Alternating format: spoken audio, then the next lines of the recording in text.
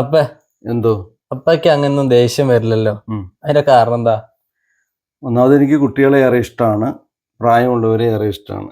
അപ്പോൾ ഇവരൊക്കെ എന്ത് ചെയ്താലും എനിക്ക് അങ്ങനെ ദേഷ്യം വരാറില്ല. പക്ഷെ അനീതി എവിടെ കണ്ടാലും എനിക്ക് ദേഷ്യം വരാറുണ്ട്, ഞാൻ പ്രതികരിക്കാറുണ്ട്.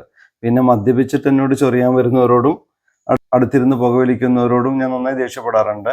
അത് രണ്ടും ഞാൻ അംഗീകരിക്കില്ല. എനിക്ക് ഒരുപാട് പ്രയാസമുണ്ട്. പിന്നെ കുട്ടിക്കാലത്തെ ഇപ്പോൾ കുട്ടികളൊക്കെ കടന്നു മൂത്രമൊഴിക്കുമല്ലോ, വളരെ കഷ്ടപ്പെട്ടാണ് അമ്മമാരെ ശീലം മാറ്റി എടുക്കുന്നത്.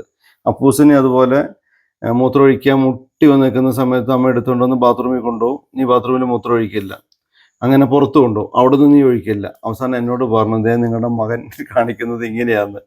അപ്പോൾ ഞാൻ നിൻ്റെ അടുത്തേക്ക് വന്നു, അപ്പോൾ നീ വിചാരിച്ച് അടി കിട്ടുമെന്ന്. പക്ഷേ മൂത്രമൊഴിക്കാൻ മുട്ടി നിൽക്കുന്ന നിന്നോട് ഞാൻ പറഞ്ഞു, ഒന്നു നീ ശ്രുതി താഴ്ത്തി പാടൂ പൂങ്കുയിലേ എന്ന് പറഞ്ഞപ്പോഴേക്കും നീ എന്ത് ചെയ്തു, മൂത്രമൊഴിച്ചങ്ങ് പോയി.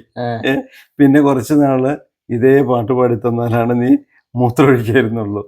അങ്ങനെ അമ്മമാരൊക്കെ ഒന്ന് കമൻറ്റ് ചെയ്യണം കേട്ടോ. ഈ കുട്ടിയൊക്കെ ഇതുപോലെ മൂത്രമൊഴിക്കാനൊക്കെ പാട്ട് പാടി കൊടുക്കുന്നുണ്ടെങ്കിൽ ബി ഹാപ്പി.